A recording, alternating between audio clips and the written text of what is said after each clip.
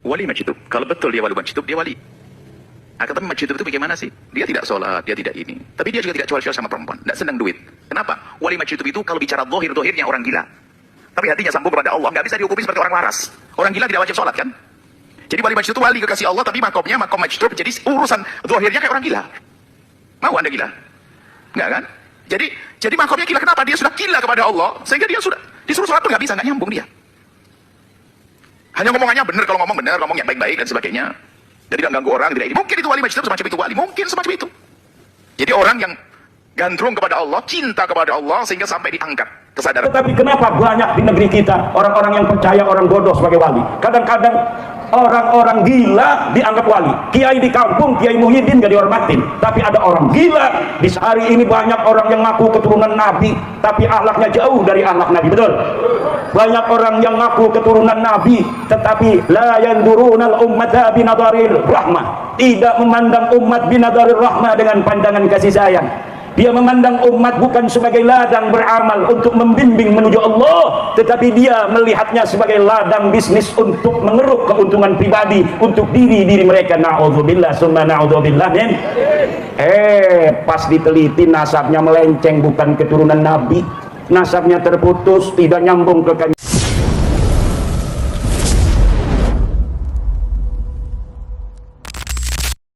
Di bawah bumi Indonesia, kekayaan alam yang luar biasa, sungai-sungai mengalir. Di sana kita bisa untuk minum, di sana kita bisa untuk mengairi pertanian. Hujan senantiasa turun, Allah berikan dari langit. Pepohonan tumbuh di tanah kita. Jangankan pohon tongkat ditanam di tanah Lampung ini, di tanah Nusantara ini, maka dia akan menjelma menjadi pepohonan. Di dalam tanah Indonesia pula banyak kekayaan alam Indonesia yang luar biasa. Ada minyak, ada batu bara, ada gas, ada besi, ada perak, ada emas, ada uranium dan lain sebagainya. Kita persiapkan putra-putri kita untuk dapat mengelola negara kita, negara yang kaya raya. Kita persiapkan anak-anak bangsa yang akan menjadi pemimpin-pemimpin untuk menjaga, mengelola tanah kita, tanah Indo. Tanah Indo. Alhamdulillah. Negara lain, Bu, lagi perang. Negara lain lagi perang, gak bisa ini acara pengajian model begini di pesantren di Diniyah Hidayatul Mubarakah. Kita nikmat duduk sambil makan makanan, betul? Ngeliatin pengajian dari Banten, penceramahnya, mendengarkan lagu dari apa tadi tuh, Arum Maulaya, luar biasa, nikmat, aman, tentram. Semua ini harus dijaga. Negara Kesatuan Republik Indonesia ini harus dijaga. Kita hidup berbangsa-bangsa, kita hidup bersuku-suku, lita'arafu, agar kalian saling kenal mengenal.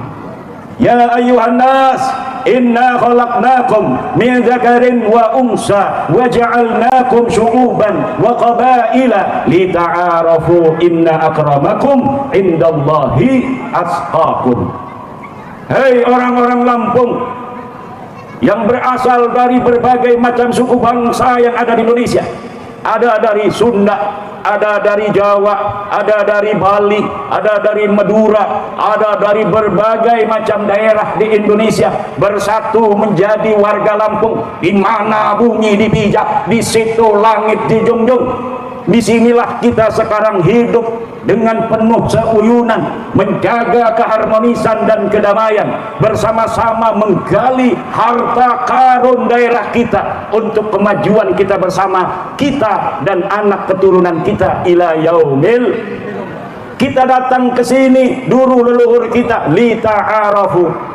Tidak ada lagi di sini orang-orang yang meninggikan sukunya di atas suku yang lainnya. Semuanya sama, warga Lampung, warga negara Kesatuan Republik.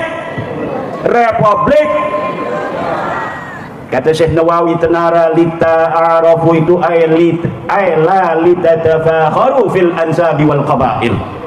Kita hidup saling kenal mengenal, berasal dari berbagai macam daerah, berasal dari berbagai macam suku bangsa, untuk saling kenal mengenal, bukan untuk saling beredek-edek. La litatafakharu, bukan untuk saling membangga-banggakan fil ansabi wal qabail, di dalam nasab-nasab dan kabilah-kabilah.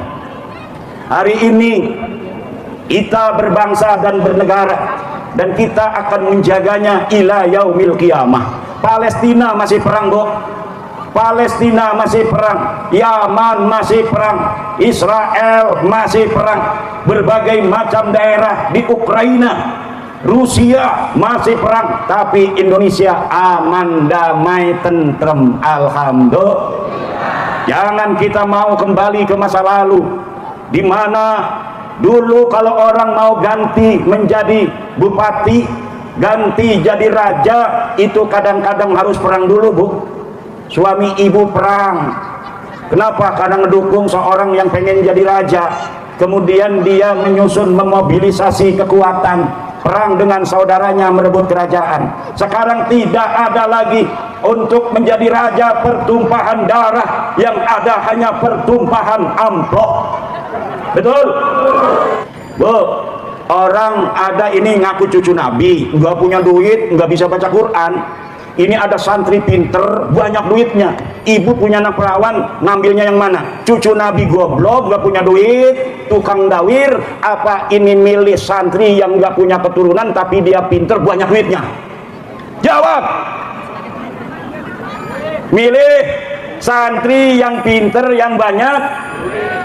Kata Syekh Nawawi At-Tanara Al-Bantani, al-alimul ladzi la yantasibu ila an-nabiy sallallahu alaihi wasallam yafuqu bi 60 darajatan minal jahilil ladzi yantasibu ila an-nabi. Orang alim, santri, kiai yang tidak mempunyai keturunan nabi tetapi dia pinter, maka dia mengalahkan 60 derajat keturunan nabi tapi goblok. Malu-maluin Kanjeng, ngakunya turunan nabi tapi nggak bisa baca Quran, ngakunya turunan nabi, baca bahasa Arabnya dari kiri ke kanan, nggak bisa baca bahasa Arab, baca kitab dari kiri ke kanan. Hari ini banyak orang yang ngaku keturunan nabi tapi akhlaknya jauh dari akhlak nabi. Betul? Banyak orang yang ngaku keturunan nabi tetapi la yandurunal ummata binadaril rahmah, tidak memandang umat binadaril rahmah, dengan pandangan kasih sayang. Dia memandang umat bukan sebagai ladang beramal untuk membimbing menuju Allah, tetapi dia melihatnya sebagai ladang bisnis untuk mengeruk keuntungan pribadi untuk diri mereka. Na'udzubillah summa na'udzubillah min. Pas diteliti nasabnya melenceng, bukan keturunan nabi.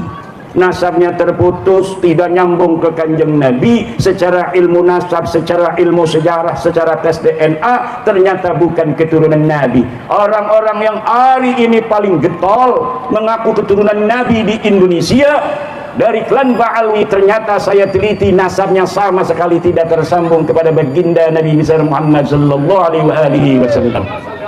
Maka oleh karena itu, Ibu, dalam Islam itu ajaran Islam yang hakiki, ajaran Islam yang murni, kemuliaan tidak dilihat dari siapa keturunannya, dari mana asal suku bangsanya, tidak.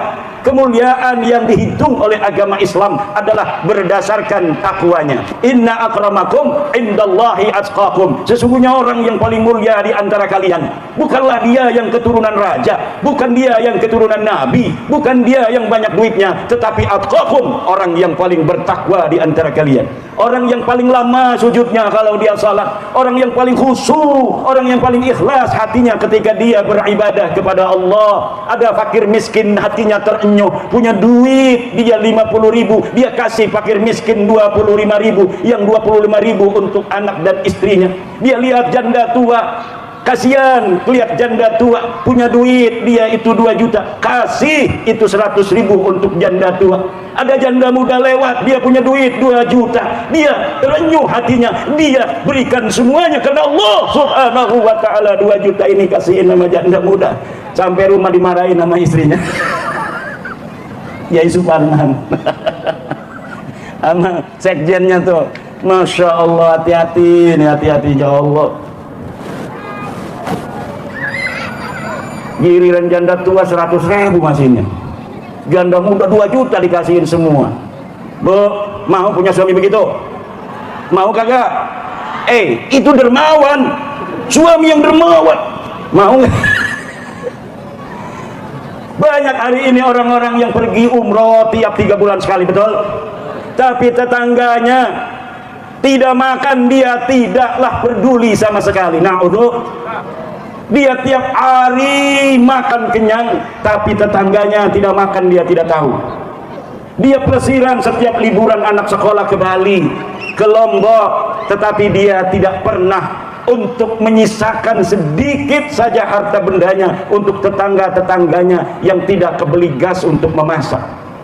Ini bukan ajaran Islam. Ajaran Islam adalah bagaimana kita bisa hidup bersyukur atas nikmat yang Allah berikan kepada kita. Bukan hanya bersyukur dengan memanfaatkan nikmat itu untuk kita dan keluarga kita, namun kita lihat samping kanan dan samping kiri kita. Apakah ada tetangga kita yang gentengnya bocor namun dia tidak punya anak laki-laki?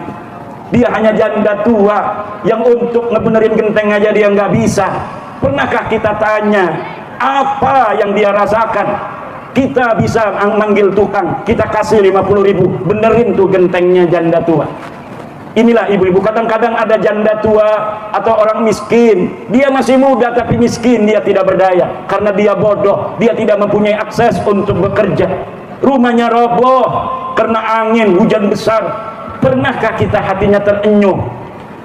Uang yang kita tabung untuk umroh ini kemudian kita berikan untuk membangun rumah tetangga kita. Inilah yang harus diajarkan kepada anak-anak kita, tenggang rasa dan kepedulian pada sesama. Karena kita hidup ini ibu-ibu tidak selamanya, betul? Sekabe wong bakal mati, bener? Sekabe wong bakal mati, Bu. Yang namanya mati itu tidak mengenal umur, Ibu. Kadang-kadang yang tua mati, alhamdulillah. Alhamdulillah, innalillah.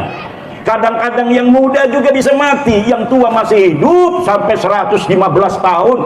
Saya punya nenek itu 115 tahun, masih pakai tongkat, bisa jalan kemana-mana. Tapi kadang-kadang ada anak yang baru berumur 18 tahun, dia meninggal dunia. Jadi yang namanya mati tidak mengenal umur. Yang sakit lama nggak mati-mati. Yang kemarin masih ngobrol sama kita, kadang-kadang innalillahi di WA, nomor WA-nya masih ada, dia yang ngirim innalillahi wa inna rajiun. Ya, kata saya dia yang ngirim. Ternyata yang ngirim istrinya, innalillahi wa inna ilaihi rajiun, suami saya telah meninggal dunia. Itu saya biasanya kalau sudah ada innalillahi, teman saya itu saya hapus itu nomor WA-nya, takut dia SMS lagi, saya takut. Ada kiai kena corona, syahid kena corona kemarin, nomornya dipakai sama anaknya, gambarnya masih gambarnya kiai itu SMS malam-malam. Saya nggak berani buka. Ya Allah, kata saya, ini kiai udah mati bisa SMS. Makanya hati-hati tuh bapak-bapak, jangan suka kita ngeplot sesuatu di FB ya, terutama ibu-ibu nih ya, marah-marah sama suami ditaruh di FB, dasar suami geblek. Itu kalau misalnya kita hapus pun itu masih ada di provider YouTube itu, di provider Facebook itu, atau sudah di screenshot sama teman kita, sama orang lain, itu tidak akan pernah hilang. Apa yang pernah kita tulis di media sosial tidak akan pernah hilang. Bu, punya anak cewek cantik, jangan sampai dibiarkan dia main-main dengan foto dia. Dia nyengir-nyengir sendiri, kemudian dia taruh di Facebook. Itu walaupun sudah dihapus sama kita, itu fotonya akan tersebar dan bisa dilihat oleh orang seluruh dunia, di-share-share sama orang lain. Makanya akhlak dan kesopanan, ilmu harus ditanamkan kepada anak-anak kita. Kalaulah burung bisa dia terbang dengan 2 sayapnya, maka anak kita bisa dia hidup sukses di masa depan karena 2 hal. Yang pertama apa? Yang pertama adalah ilmu, yang kedua adalah akhlak. Kalau dia punya ilmu tapi dia tidak punya akhlak, dia punya ilmu tapi akhlaknya jelek banget, maka dia tidak akan bisa menjadi suri tauladan yang baik bagi umat. Sebaliknya, orang yang akhlaknya baik banget tapi goblok, ini bisa menyesatkan umat. Kenapa? Karena umat nanti akan tersesat, disangka dia waliullah, ternyata dia hanya orang yang pura-pura alim, ternyata dia adalah orang yang menyesatkan umat. Akhlaknya baik, sholat kagak. Ketika dia tidak sholat, orang menyangkanya dia sholatnya di Mekah. Sholat Jumat kagak ada. Wih, katanya ini kenapa dia tidak sholat Jumat? Dia sholatnya di Mekah. Sholat di Mekah mah bro, kalau di sini Jumat, di Mekah baru jam 8 pagi. Masa iya dia sholat Jumat jam 8 pagi di Mekah? Tidak ada. Tetapi kenapa banyak di negeri kita orang-orang yang percaya orang bodoh sebagai wali? Kadang-kadang orang-orang gila dianggap wali. Kiai di kampung, Kiai Muhyiddin gak dihormatin, tapi ada orang gila disangka wali. Orang di YouTube disangka wali, kemana-mana ya orang gila disangka wali. Dia ngecat mobil orang segala macam, katanya wali. Lah itu bukan wali, memang orang gila. Hormati ulama, akrimul ulama fa innahum indallahi kurama. Hormati para ulama karena ulama di sisi Allah dia mulia. Jangan menghormati orang yang zahirnya dia tidak menampakkan syariah. Wih, takut dia itu wali Allah, biasa saja. Jangan hina, tetapi jangan muliakan orang yang zahirnya tidak bersendikan syariah. Yang harus dimuliakan siapa? Kata Rasulullah, yang dimuliakan adalah orang yang zahirnya ada syariat. Zahirnya dia kelihatan sholat, zahirnya dia kelihatan puasa, zahirnya dia menjalankan syariat-syariat lainnya. Tetapi orang sekampung orang mengatakan wali, tapi kalau zahirnya tidak menandakan syariah, dia tidak suka sholat, walaupun sekampung itu percaya dia sholatnya di Mekah, kita tidak boleh memuliakan dia. Kenapa? Kalau kita memuliakan dia, maka kita sama saja dengan membuat masyarakat itu semakin meyakini akan kesesatan yang dia perlihatkan. Paham bu? Paham bu? Udah, yang dimuliakan guru-guru ngaji di kampung, guru-guru madrasah diniyah Hidayatul Mubarakah, ustadz-ustadz yang ngajarin a, ba, ta, sa, jim. Ini yang harus dimuliakan. Capek bu ngajarin anak-anak kita itu. Makanya saya kalau anak saya mau ngaji, udah kelihatan 1 bulan belum ngampokin itu guru ngajinya, saya titipin, ini kasihin sama abah, manggilnya disuruh manggil abah sama gurunya, nih katiin sama abah. Kenapa? Karena kita kalau ngajar anak sendiri, walaupun saya santrinya banyak, tapi kadang ngajar anak sendiri itu susah. Maka saya suruh ngaji kepada orang lain, anak-anak saya di kampung itu. Kenapa? Dia sambil main, ngaji sambil main. Kalau kita yang nguruk, kita yang ngajar serius, betul tidak? Tapi kalau dia pergi ke kampung, syiar juga bagi masyarakat. Oh, katanya itu anaknya seorang pengasuh pesantren pun ngajinya sama orang. Jadi kita saling memuliakan, saling menghormati antar guru ngaji dan guru pesantren. Santri saya pak, santri baru tidak boleh datang pondok santri baru kecuali dia meminta izin dan doa restu kepada guru ngajinya di kampung. Dia harus minta doa restu, salaman, bahkan banyak guru ngajinya yang nganterin dia mondok ke pondok saya. Kenapa? Karena itu supaya dia tidak akan pernah lupa dengan guru ngajinya di kampung. Kadang orang sombong sudah pesantren, dia pinter, pas pulang ke kampung dia sama guru ngaji sendiri, karena guru ngajinya memang bisanya ngajar Quran doang.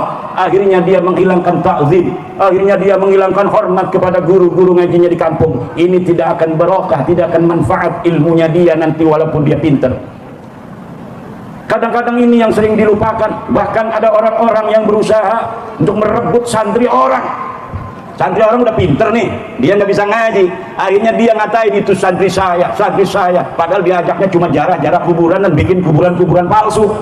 Nah itu sekarang banyak kuburan palsu bu. Kuburan nggak ada orangnya, tapi ada namanya. Dibikin penjarahan, dibikin tempat parkiran, dibikin tempat jual-jualan, akhirnya banyak ditempatin lagi, ditaruhin tempat mainan anak-anak itu. Jadi sekarang hati-hati, makam-makam yang dari zaman dulu tidak dikenal sebagai makam wali, penjarahan, kemudian hari ini ada orang mengatakan dapat kasep daripada Allah subhanahu wa ta'ala bahwa ini kuburan Syekh Jangkung beneran. Akhirnya dibangun kerjasama sama kepala desanya, dibikinin tempat parkir, dibikinin masjid. Naudzubillah, itu adalah penipuan. Apa? Penipuan. Maka oleh karena itu zaman ini zaman edan. Yang edan bukan zamannya, zaman begini-begini aja, tapi yang edan banyak orangnya.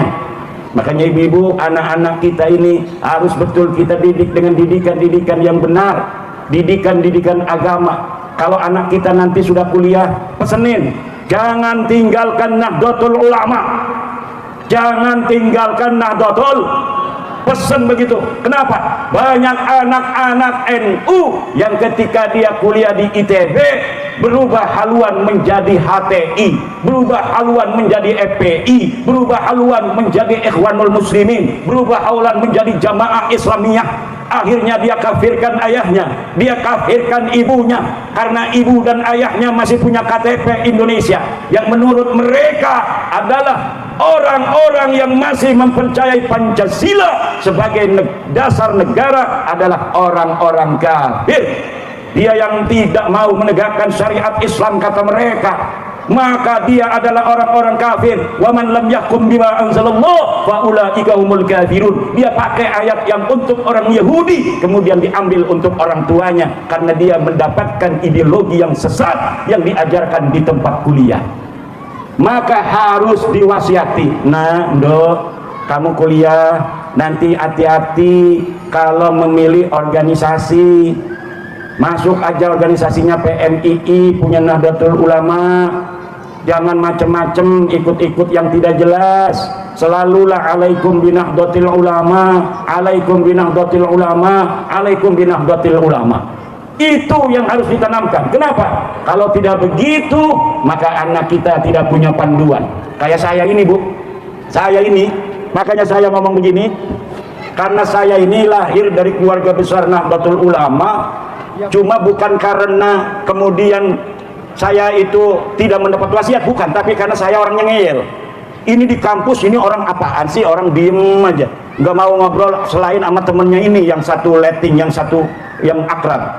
Ternyata ketika saya temenin ini dua orang, ternyata dia punya pemahaman agama yang berbeda. Saya penasaran apa sih pemahamannya. Ayo, kalau ini katanya ikut ngaji, ngajinya hanya 6 orang atau 7 orang. Yang dibahas adalah tentang negara Indonesia ini negara taghut. Alhamdulillah, tetapi saya tidak sampai masuk. Tetapi saya pengalaman, karena orangnya penasaran, ini apa yang dibahas, apa tujuannya. Orang-orang yang banyak berpaham-paham demikian biasanya orangnya eksklusif, bertemannya juga eksklusif, tidak low profile. Dia pilih-pilih teman, dia akan lihat teman-teman yang mudah untuk dibawa oleh dia untuk dicekoki dengan paham-paham anti negara kesatuan Republik Indonesia. Maka akhlak ilmu harus ditanamkan. Bu, ada cerita ini, orang punya ilmu tapi nggak punya akhlak. Dia dikawinin tuh sama mertuanya, mertuanya bukan kiai, mertuanya tukang nelayan, punya empang. Mertuanya punya empang, empangnya ini ditanemin ikan bandeng. Banjir, pas banjir ini, pas surut, di tengah-tengah empang itu ada ikan mujair. Mertuanya ambil ini ikan mujair, ini gimana hukumnya? Saya nanamnya ini nanam ikan bandeng. Kok katanya pas saya ambil ada ikan mujair, ini hukumnya halal apa haram? Wah, saya punya menantu katanya mondoknya di Jawa. Dia tanya sama menantunya, Dok, ini hukumnya apa? Bapak ini nanemnya di empang ini nanem ikan bandeng, tapi setelah banjir ada ikan mujair. Mungkin dari empang tetangga yang nanem ikan mujair masuk ke empangnya Abah. Bagaimana hukumnya? Kata si menantu ini, tenang Bah, kita buka di kitab Fathul Mu'in halaman 90. Padahal Fathul Mu'in nggak ada halaman 90. Fathul Mu'in hanya halamannya 70-an lebih. Nih Pak, dengerin, saya ini menantu mau baca kitab kuning Fathul Mu'in. Babul Mujahiri, utawi iki iku bab nerangaken iwak mujair. Kata mertuanya, hebat ini menantu saya. Saya ikut pengajian sama kiai-kiai di kampung, belum pernah nemu ini babul mujahir. Tapi menantu saya katanya ini ada kitab nerangin ikan mujair. Coba terus, menantu terus. Al mujahiru halalun lil mantu wa haramun lil mertua. Apa itu artinya mantu? Tenang, Mbak. Ini kita baca, Mbak. Ini sesuai dengan cara di pesantren maknainnya. Al mujahiru utawi iwak mujair halalun lil mantu iku halal kedua mantu. Wih, hebat-hebat ya. Wa haramun lil mertua, dan haram kepada mertua. Wah, kata mertua, empang saya. Masa iya halal bagi mantu, haram untuk mertua? Itu kitab apa mantu? Kitab Fathul Mu'in, Mbak. Ada nggak kitab lainnya? Ada, Mbak. Nanti kita buka kitab Fathul Wahab. Masa iya katanya ini haram buat abah, katanya. Ini kitab Fathul Wahab juz 12. Padahal Fathul Wahab juznya cuma itu aja. Nih, Mbak, ini kitab Fathul Wahab, babnya sama, babul mujahir. Al mujahiru halalun lil mantu wa haramun lil mertua illa endasna. Utawi iwak mujair iku halal kedua mantu lan haram kedua mertua kecuali endasnya doang. Kata mertua, mending ini daripada Fathul Mu'in. Fathul Mu'in itu keren katanya itu kitabnya. Udah kita pakainya Fathul Wahab aja, endasnya juga nggak apa-apa. Ini kalau yang terjadi seorang yang punya ilmu tapi dia tidak punya akhlak. Nanti orang yang punya ilmu tidak punya akhlak juga dia tidak akan punya metodologi di dalam berdakwah. Berdakwah itu ada metodologinya. Berdakwah itu tergantung audiennya. Makanya saya tidak terlalu serius. Kenapa? Ada ibu-ibu banyak ini. Ud'uhum ila sabili rabbika bil hikmati wal mau'izatil hasanah wajadilhum billati hiya ahsan. Santri, ud'u ila sabili rabbik. Seru manusia pada jalan Tuhanmu bil hikmah. Kata Syekh Nawawi, bil hikmah itu artinya bil hujjatil qati'ah, dengan hujjah yang kuat, dengan hujjah yang memutus masalah. Kalau misalnya ini untuk orang-orang ahli ilmu, kayak tadi kita diskusi di pondok pesantren Miftahul Jannah dengan para kiai-kiai, itu harus dengan jalan bil hikmah, ay bil hujjatil qati'ah. Yang kedua, cara dakwah itu adalah wabil mau'izatil hasanah, dengan mau'izatil hasanah. Ini untuk siapa? Lil awam, untuk orang-orang awam. Yang ketiga, wajadilhum billati hiya ahsan, dan mujadalahlah dengan cara yang terbaik. Untuk siapa? Lil muhasimah, untuk orang-orang yang tidak mau menerima kebenaran dia tampik karena adanya kepentingan. Maka ini kita menggunakannya dengan metodologi ketiga, mujadalah, wajadilhum billati hiya ahsan. Kalau bil hikmah, orang-orang ahli ilmu ketika dalil itu ditumpahkan maka dia akan menerima. Kita dakwah kepada orang awam, ketika mau'izatul hasanah itu diberikan, dia akan masuk ke hatinya. Tapi kalau untuk mukibin ini nggak bisa pakai bil hikmah. Kebenaran pun akan ditolak.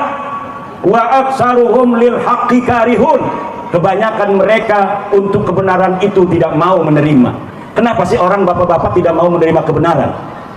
Kata Syekh Nawawi, tenara orang tidak mau menerima kebenaran itu adalah haitsu tamassaku bit taqlid, karena dia memegang taklid. Kebenaran apapun yang diberikan oleh orang dia akan tolak karena dia telah bertaklid kepada yang sebelumnya.